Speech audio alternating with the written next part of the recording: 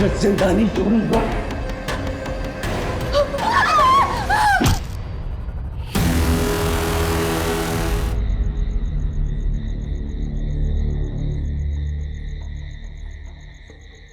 भैया एक कड़क चाय, मैं भी आता हूँ। ठीक है।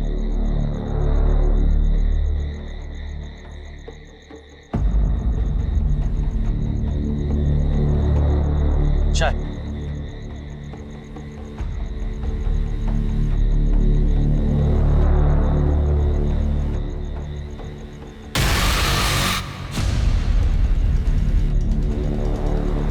दादा 2 मिनट पहले मैंने यहाँ बाइक खड़ी कर दी, कहाँ गई? मुझे नहीं पता, मेरा ध्यान नहीं था।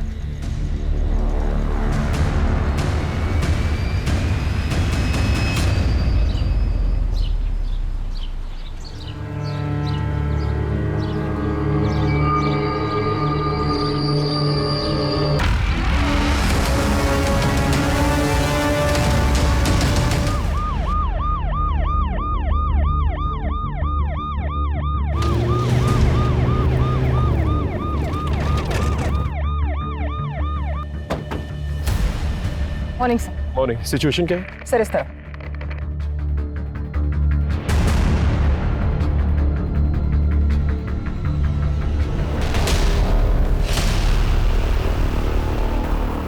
कुछ आइडेंटिफिकेशन मिली? किसकी बॉडीज है? सर हम पता करने की कोशिश कर रहे हैं। कंप्लेंट किसने की?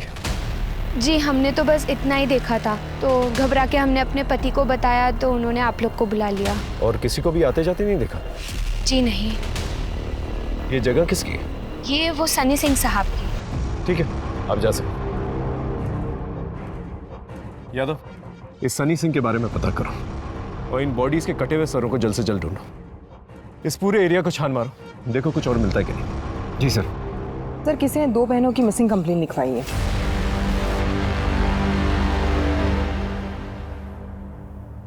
सर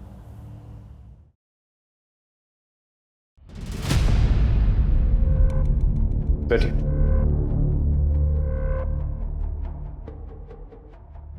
आप ही ने मिसिंग कंप्लेंट दर्ज करवाई थी? जी सर ये दोनों हमारी बहनें हैं, चारू और माला। सुबह से पता नहीं कहाँ गायब है। हम जब इनके घर पर गए तो दरवाजा अंदर से बंद था। माला, चारू, अरे अब तक सो रही हो क्या तुम दोनों? दरवाजा खोलो भाई। माला,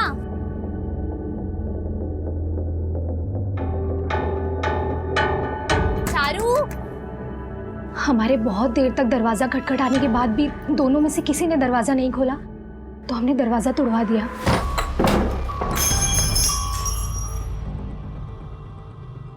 चारू, माला, चारू, माला,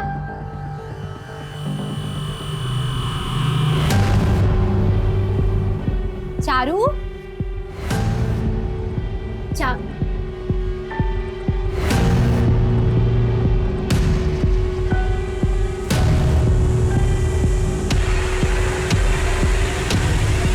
जब हम अंदर गए तो अंदर कोई भी नहीं था। हम लोग आज शहर जाने वाले थे खरीदारी करने के लिए, पर पता नहीं दोनों कहाँ चली गई। आप आइए हमारे साथ।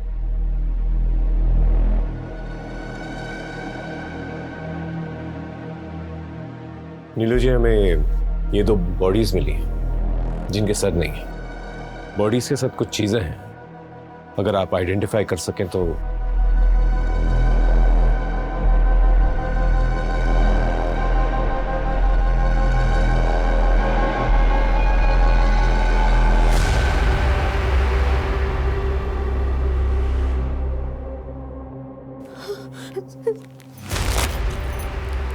सर ये तो मेरी बहनों के।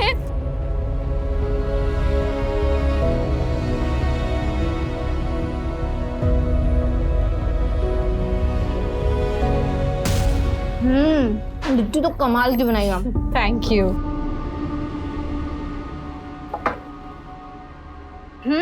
आ गई मैडम, ये लो। अब फटाफट से नाश्ता कर लो, फिर मुझे घर के लिए भी निकलना है। ये लो। अब देखो महारानी के नखरे कैसे शुरू होंगे। चारू दी, इस बार ना वो हल्दी वाला दूध मत देना। बचपन में मुझे जुकाम ज्यादा रहता था पर इसका मतलब ये नहीं है कि आप जिंदगी भर वो हल्दी वाला दूध पिलाते ही रहोगे। अच्छा, तो मैडम क्या पियेंगी आप? शहर में मिलता है ना चॉकलेट, क्या बोलते हैं उसको? Hot chocolate. अच्छा, हॉट चॉकलेट। तुझे बड़ा पता है हॉट चॉकलेट के बारे में? किसके साथ पीने गई थी? किसी के भी साथ नहीं। और क्या आप लोग किसी के साथ जाओगे तब मालूम पड़ेगा? ऐसा ना कुछ नहीं होता है। याद रखना, वकीलों से ज्यादा देर तक सच छुप नहीं सकता।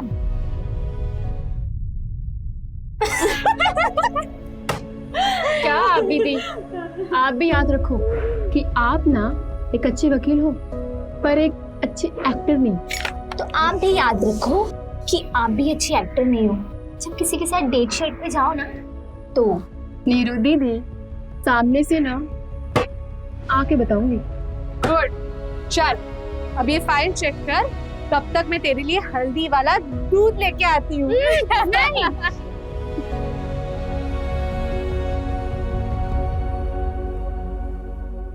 हमें माला और चारू के घर की तलाशी लेनी होगी।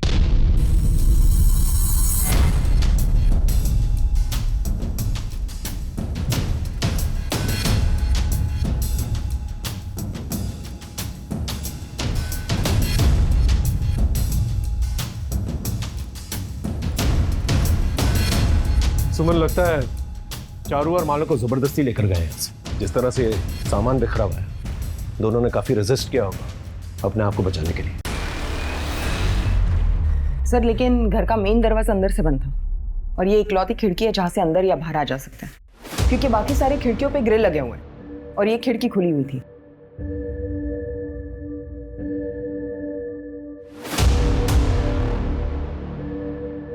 फुटमार्क्स।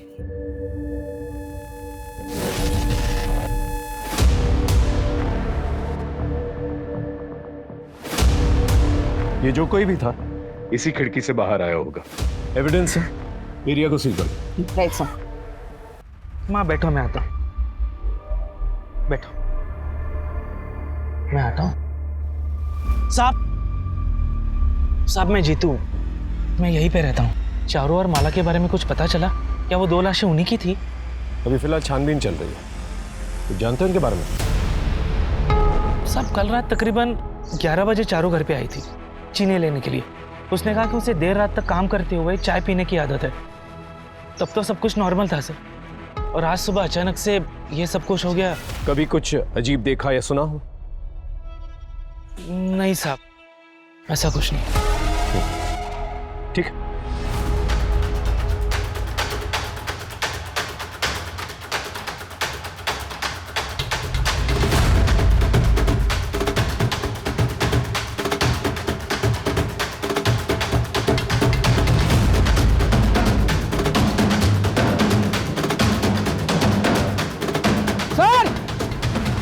ये देखिए, यहाँ पर कुछ है।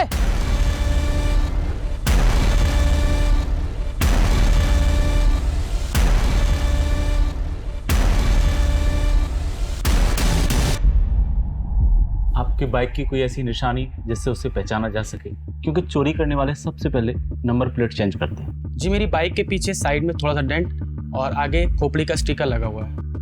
आप घर जाइए, बाइक के बारे में कुछ भी पता चलता है तो हम आपको इन्फॉर्म करेंगे।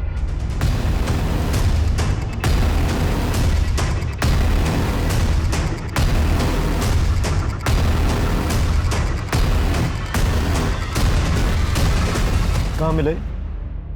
यहाँ फेंके हुए थे सर, पर यह समझ में नहीं आया कि सिर्फ सिर काट कर क्यों फेंके।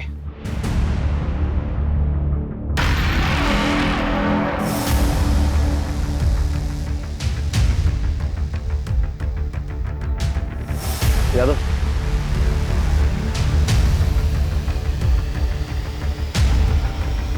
एविडेंस हो सकता है, बैग में डालो। जी सर। इन्हें देखकर लगता है जैसे खूनी दोनों बॉडीज की और भी बॉडी पार्ट्स को काटना चाहता था। ये कट देखिए, काफी गहरे हैं, एज इफ उन्होंने हाथ काटना ऑलमोस्ट मैनेज कर लिया। और वो जो दूसरी वाली बॉडी है ना, उसकी थाई पे बहुत ज्यादा वार किया गया। ऐसा लगता है जैसे खूनी उन्हें काटना तो चाहता था, लेकिन शायद हथियार उतना शार्प नहीं रहा होगा। अगर किलर बॉडी पार्ट्स काटना चाहता था तो उसने अपना काम अधूरा क्यों छोड़ दिया? कुछ तो जरूर हुआ होगा वहाँ। सर मैंने गांव में दोनों बहनों के बारे में पूछताछ की, काफी क्रांतिकारी थी दोनों। गांव में बहुत सारे लोगों पे केस किए थे उन्होंने, लेकिन गरीब लोग के लिए फ्री में लड़ती थी। काफी लोग परेशान थे उन दोनों से। अब तो काफी दुश्मन हुए दोनों। इन सारे केसेस की लिस्ट निकाल। जी सर। सर मैं अंदर आ सकती हूँ? आइए बैठिए। मुझे तो अभी तक इस बात का यकीन नहीं हो रहा है कि कोई मेरी बहनों के साथ ऐसा कर सकता है। सर वैसे मुझे एक आदमी पे थोड़ा सा शक है, सोचा आपको बता दूं। खुल के बताइए। सर वो चारू का पति ब्रिजेश, वैसे ये दोनों साथ नहीं रहते थे और इनका डिवोर्स भी नहीं हुआ था। ब्रिजेश किसी भी हाल में डिवोर्स देने के लिए तैयार नहीं था। चारू अपना केस खुद ही लड़ रही थी। मैं अपने हक के पैसे लेके रहूंगी ब्रिजेश। पर तुझे किसने बोल दिया मैं तुझे डिवोर्स दे दूंगा? आज तक मेरे पैसों पे पलने वाली आज मुझे ही दिखा रही है। अपनी लिमिट क्रॉस मत करो ब्रिजेश। नहीं तो क्या? क्या? एक और बार हाथ उठाया ना तो पूरा मोहल्ला इकट्ठा करूंगी। तुम्हारे वजह से मेरी जिंदगी बर्बाद हुई है, समझे? हाँ, इन्हें एक आध बार उसे चांटा मारा होगा, पर इसका ये मतलब नहीं है कि मैं उसका खून कर सकता हूँ। मैं आज भी उससे उतना ही प्यार करता हूँ। उसके साथ किसी ने ऐसा किया ये सोच के भी मेरा खून खौलता है।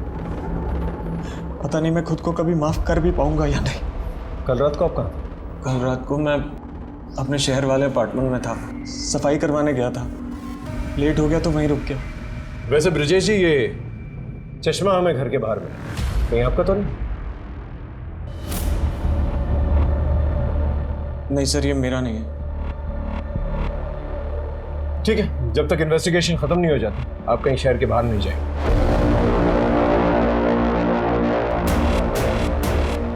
ये ब्रिजेश मुझे कुछ गड़बड़ लग रहा है, इसका स्टेटमेंट वेरीफाई करा। जी सर, मैं इसकी पर्सनल हिस्ट्री निकलवाता हूँ।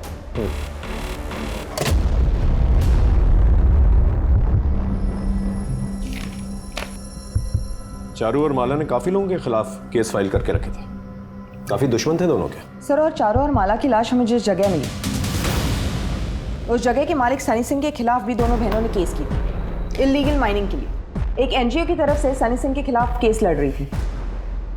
उठा के लेके आओ सनी सिंह को। सर मैं सनी सिंह से मिलने के लिए गई थी, लेकिन वहाँ जाके पता चला कि वो काफ़ी दिनों से दिल्ली गया हुआ है।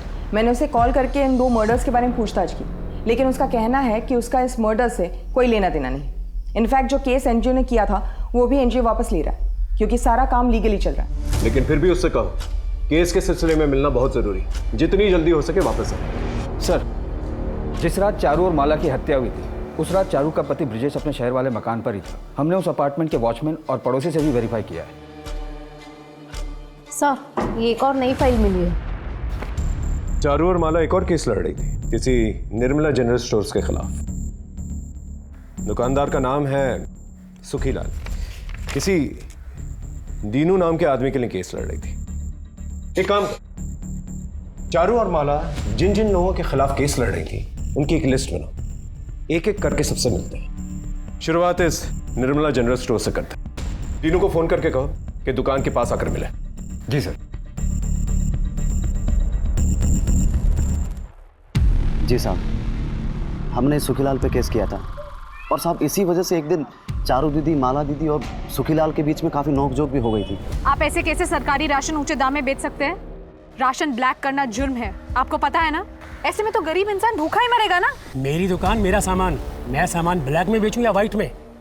सेटलमेंट करो और खत्म करो इसे। सेटलमेंट करने से तुम्हारी नीयत नहीं बदलेगी।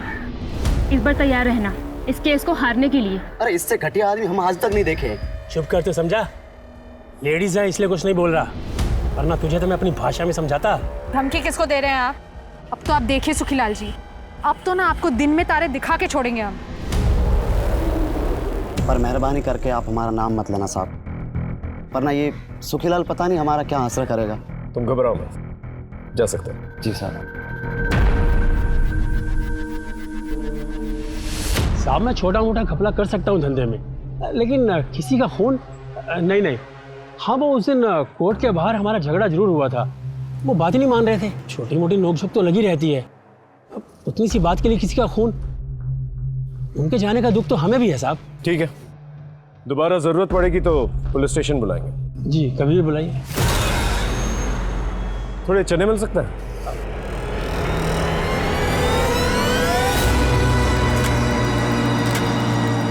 थैली नहीं है? बड़ी है। बड़ी चलेगी ना? 20 के दे दूं? हाँ हाँ 20 के चलेंगे। ये लीजिए। शुक्रिया।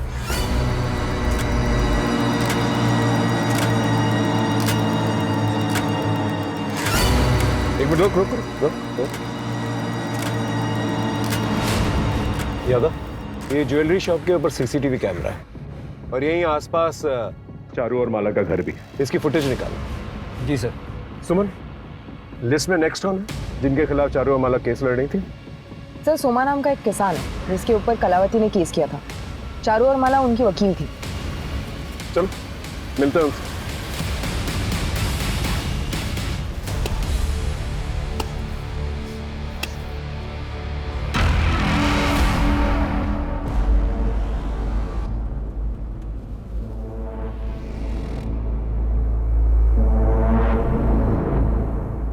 सोमा। जी साहब, क्या हुआ? फोन हुआ चारू और माला का। जानते थे उन्हें? कल रात कहाँ थे? साहब मैं झूठ नहीं बोलूँगा, कल रात मैं गया था उनसे मिलने। डिटेल में बताओ। मैं इतना अमीर किसान नहीं हूँ चारू बहन कि किसी वकील पे खर्चा कर सकूँ, और इस बार तो फसल भी कम हुई है। किसी तरह ये केस बंद हो जाए, ऐसा कुछ कर दीजिए। मैं आपके आगे हाथ जोड़ता हूँ। तुमने कलावती यादव के खेत में 20 मीटर अंदर तक कब्जा किया हुआ है। क्या तुम ये जानते हो कि वो तुमसे भी ज्यादा गरीब किसान है? तुम्हारी इस ज्यादागिरी की वजह से उसे कितना नुकसान हुआ है, तुम्हें कुछ एहसास भी है इस चीज का? अगर इतनी चिंता है तो जमीन वापस लौटा दूं, क्योंकि ये केस तो हम जीत के रहेंगे।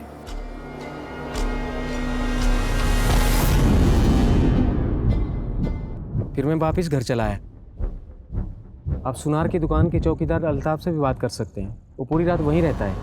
मैंने वापस आती बार उससे बात भी की थी। सर मैंने ज्वेलरी स्टोर के गार्ड अल्ताफ से बात की। उसने बताया कि रात को तकरीबन 10:15 बजे उसने सोमा को जाते हुए देखा था और करीब 10:30 बजे वापस आते हुए भी देखा था। उन दोनों के बीच कुछ कैजुअल बातें भी हुई थी। और पड़ोसी जीतू का कहना है कि तकरीबन 11 बजे चारू चीनी मांगने आई थी। इसका मतलब जो कुछ भी हुआ 11 बजे के बाद ही। सर डिटेल पोस्टमार्टम रिपोर्ट आने में थोड़ा वक्त लगेगा, लेकिन इनिशियल रिपोर्ट के मुताबिक चारू और माला की हत्या 11 से 12 के बीच में हुई थी।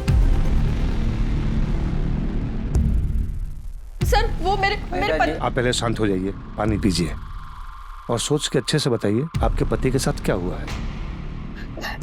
सर वो मेरे पति दारू के नशे में थे, वो गिर गए। मतलब उन्हें चोट आई है? सर उनको सर में चोट आई थी और वो मर गए। क्या? सर मेरे पति को मेरे भाई जिगर ने मार डाला।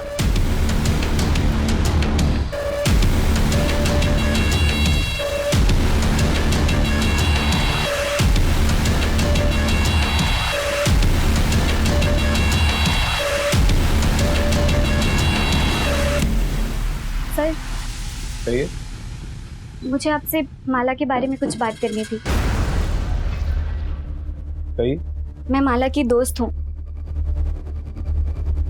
कुछ ही दिन पहले मैंने माला से ये बुक ली थी पढ़ने के लिए, और मैंने आज ही से पढ़ना शुरू किया है, और इसमें से मुझे ये मिला।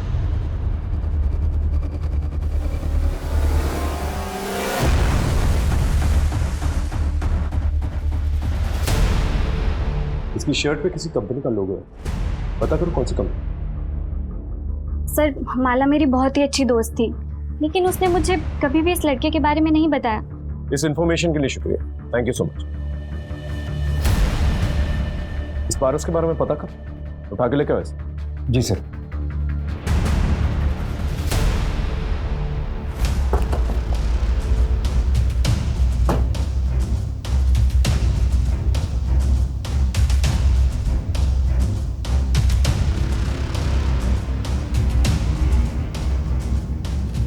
थाने चलेगा या यहीं पूछताछ करूं? भागने की कोशिश भी मत करना, बहुत बुरा हाल करूं। चुपचाप गाड़ी में बैठ। चल ले चलो। ये सब नाटक यहाँ नहीं चलेगा। माला के साथ क्या रिश्ता था तेरा? सर मैं माला से बहुत प्यार करता था।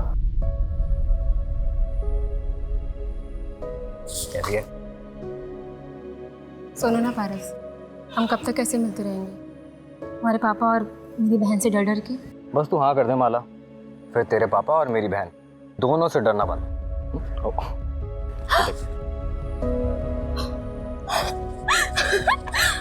असली डायमंड है। असली डायमंड तो तू है।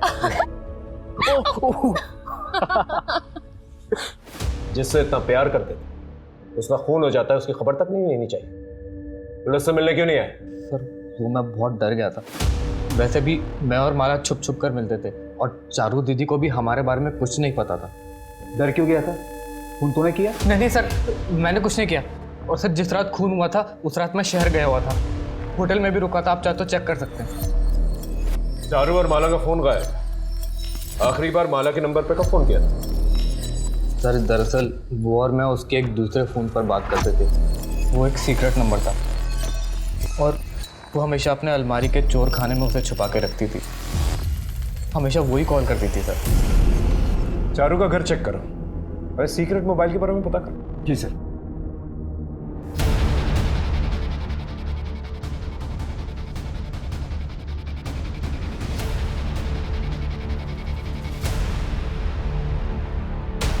कवर्ड में सीक्रेट ड्रॉवर था, उसमें से मिला।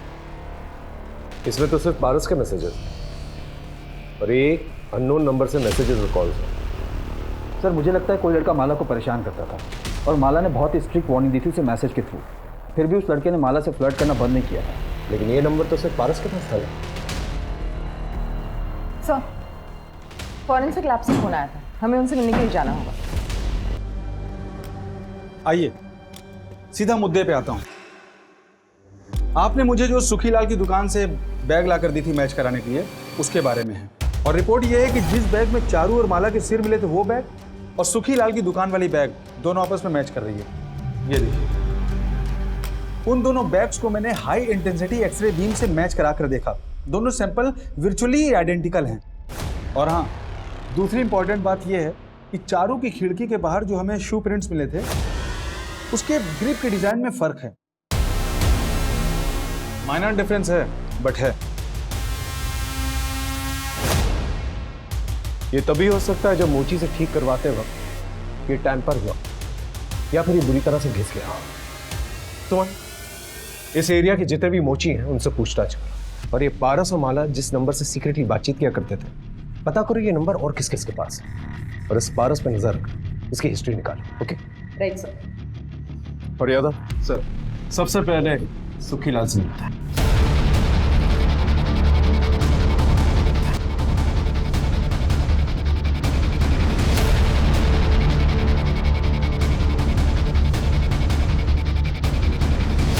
चेक करो। क्या हुआ साहब? क्या ढूंढ रहे हो साहब? अरे साहब किराने की दुकान है ये, खाने पीने के सामान के अलावा और कुछ नहीं मिलेगा यहाँ पर। अभी पता चल जाएगा। सर ये देखिए, क्लोरोफॉर्म। क्लोरोफॉर्म भी बेचते हो? गाड़ी में बिठाओ। लेके आओ। चल साहब, मैं सच कह रहा हूँ, मैंने कुछ नहीं किया। ये ऐसे नहीं बोलेगा। इसकी अच्छी तरह से खातिरदारी करो जब तक ये सच ना हो गया। साहब सर पूरी एरिया में सिर्फ 3 मोची से पूछताछ की तो एक बात पता चली। क्या?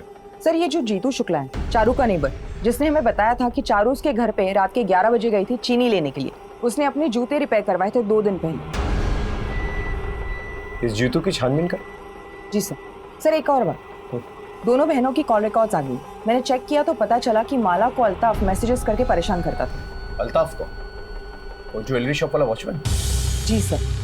हाँ साहब, मैं उसको मैसेजेस करता था क्योंकि मुझे वो बहुत पसंद थी।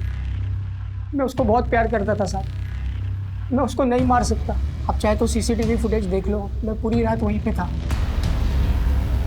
सर आपने जो हमें नंबर दिया था हमने उसे ट्रैक कर लिया, हम उसी का पीछा कर रहे हैं। किसी भी कीमत पे यहाँ से जाना नहीं चाहिए। अपने जीजा का खून करके भागा है। Okay sir. सर ट्रैकिंग से पता चल रहा है कि जिगर आगे वाली बस में ट्रेवल कर रहा है।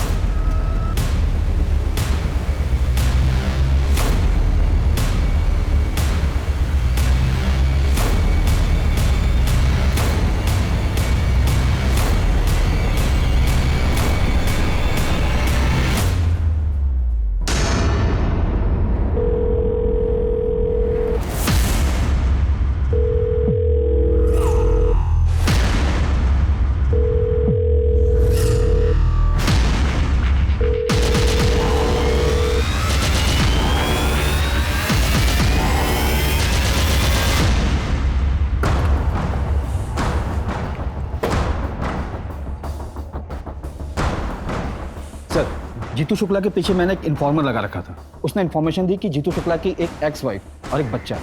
उसका बच्चा उसकी एक्स वाइफ की कस्टडी में है और जीतू ने अपने एक्स वाइफ के खिलाफ कंप्लेन फाइल की ताकि वो अपने बच्चे की कस्टडी ले सके। लेकिन इस केस का हमारे केस से क्या लेना देना? सर, मेरे इन्फॉर्मर ने जीतू के पड़ोसियों से बात की तो पता चला कि जीतू की वाइफ का केस चारू और माला लड़ रही थी और जीतू की वाइफ के घर चारू और माला का काफी आना जाना। तब तो उनसे मिलना पड़ेगा। चल।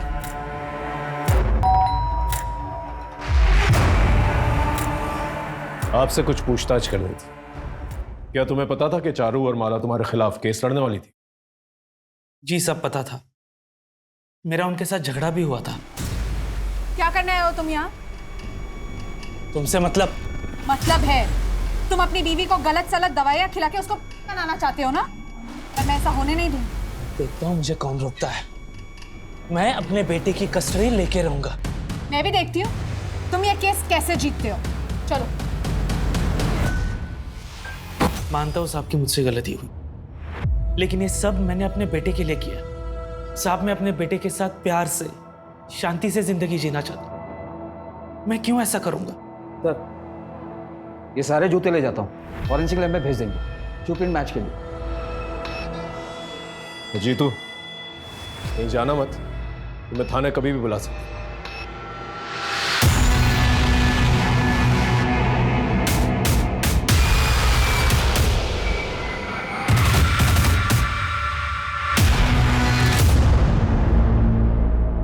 लग तो सेम ही रहा है।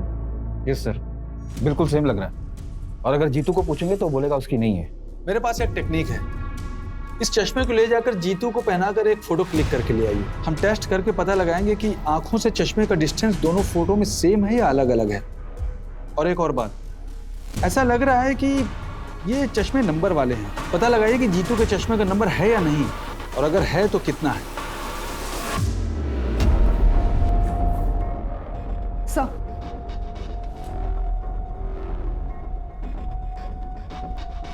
सर, रात को 10:15 बजे सोमा यहाँ से गुजरता है और फिर 10:30 बजे वापस आता है। सर, फिर कुछ देर अल्ताफ से बात करते हैं। ये अल्ताफ है, इसने ठंड के मारे शॉल ओढ़ी हुई है। थोड़ा फॉरवर्ड कर, थोड़ा पीछे। एक मिनट, यहाँ पॉज।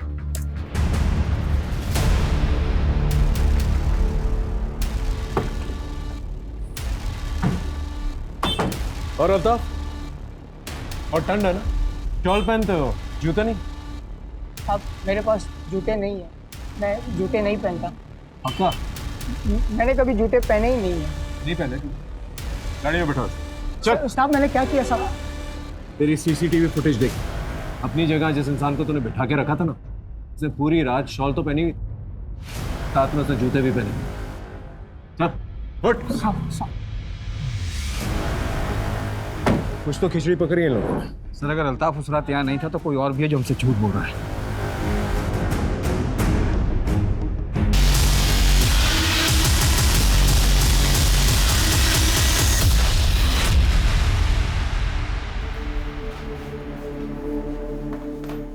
अनीता जी, और कितना झूठ बोलेंगी आप? सर, मैं कुछ समझी नहीं।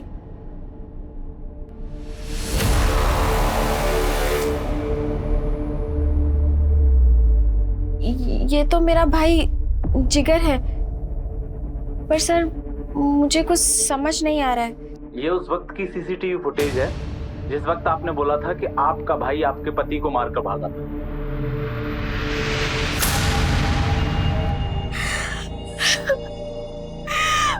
मैं सब सच बताती हूँ सर, सच बताती हूँ। मेरी कोई गलती नहीं है।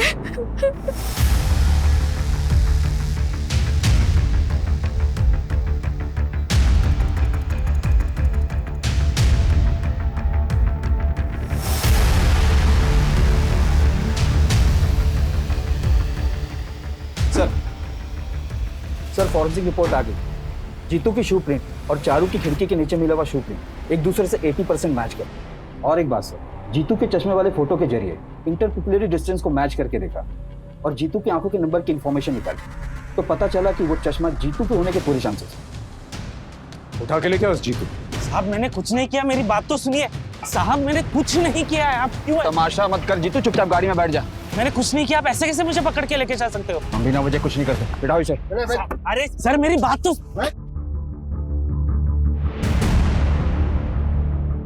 ये बाइक चेक करो, नंबर वही है क्या?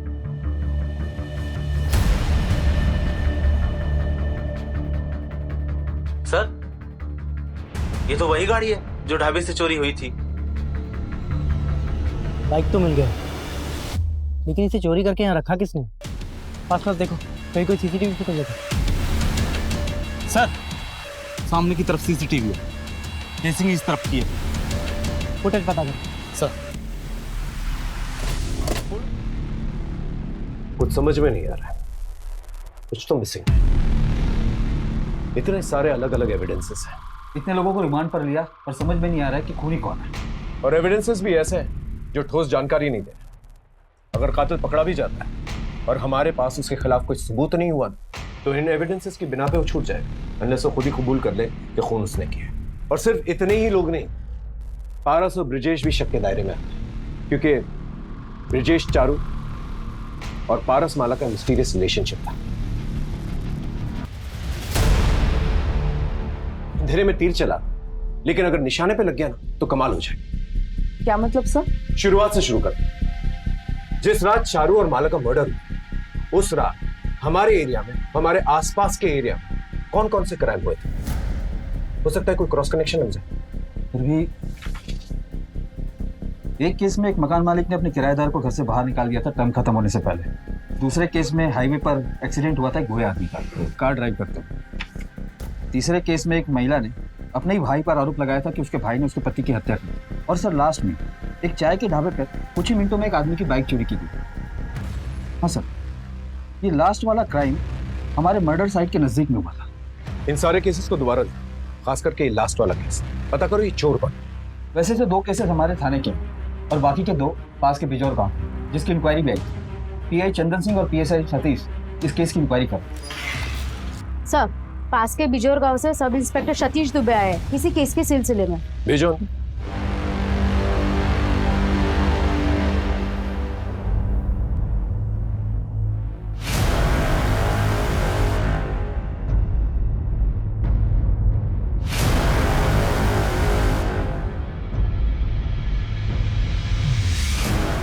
ये फुटेज आपको कब मिली? सर अभी थोड़ी देर पहले। इस दूसरी बाइक का नंबर पता करो और ये भी पता करो ये रहता क्या। Sir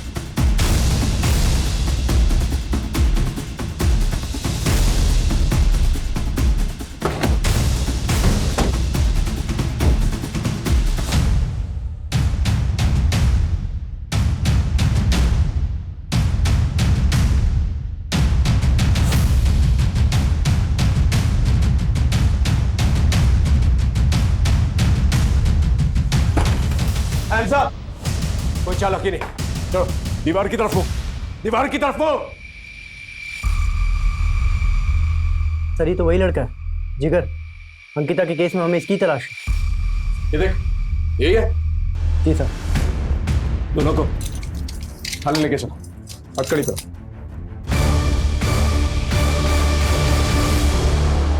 thank you inspector. देखो मैंने इंस्पेक्टर चंदन सिंह से बात की, उन्होंने हमें बताया कि तुमने जो कुछ भी किया अपनी बहन को बचाने के लिए किया। तुम्हारी बहन अगर निर्दोष होगी तो वो छूट जाएगी। लेकिन मुझे एक चीज बताओ, जब उस रात तुम भागे, रात से लेकर सुबह तक, जब तक तुमने बाइक चोरी की, तब तक तुम कहाँ थे? सर मैं जहाँ था, मैंने जो कुछ भी देखा, उसके बाद मेरे पैरों तले जमीन खिसक गई सर। ऐसा क्या देखा, ठीक से बताओ।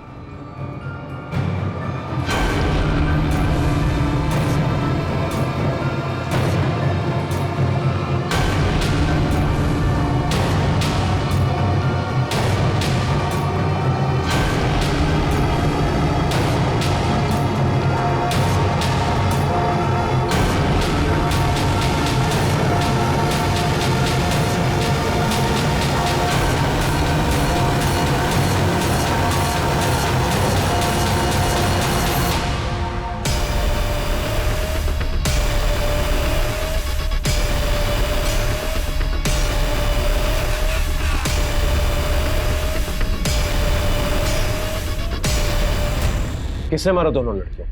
चेहरा देखा? नहीं सर, मैं नहीं जानता। 3 लोग थे? नहीं सर, ज्यादा थे।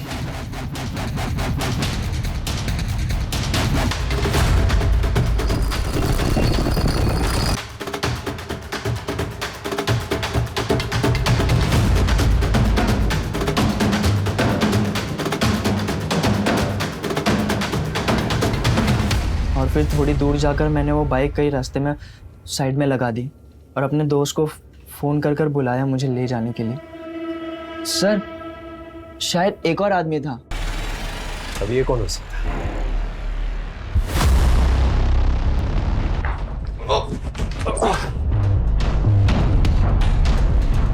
अब सच बताएगा?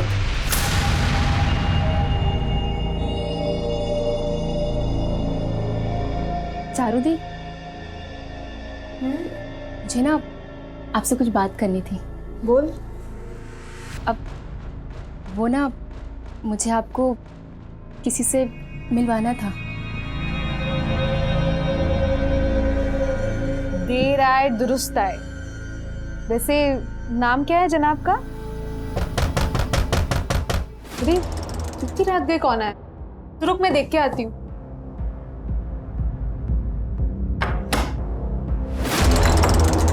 जीतू, तुम इतनी रात को यहाँ पे क्या कर रहे हो? छोड़, छोड़, छोड़, छोड़।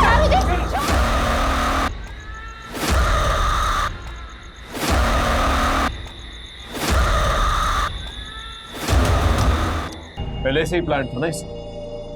अल्ताफ ने अपनी जगह सीसीटीवी के सामने किसी और को बिठा दिया, शॉल उड़ा के, और फिर ज्वेलरी शॉप के सामने से ये सोमा गुजरा ताकि सीसीटीवी कैमरा में इसकी फुटेज आ जाए और ये सेफ हो जाए। उसके थोड़ी देर बाद वो भी मेरी खान में आ गया। बाकी के लोग पहले ही पहुंच चुके थे, मैं जानना नहीं चाहता था वहां पर। मैं बस ये देखना चाहता था कि मेरे प्लान के हिसाब से काम कर रहे हैं या नहीं, तो इसलिए मैं भी वहां चला गया।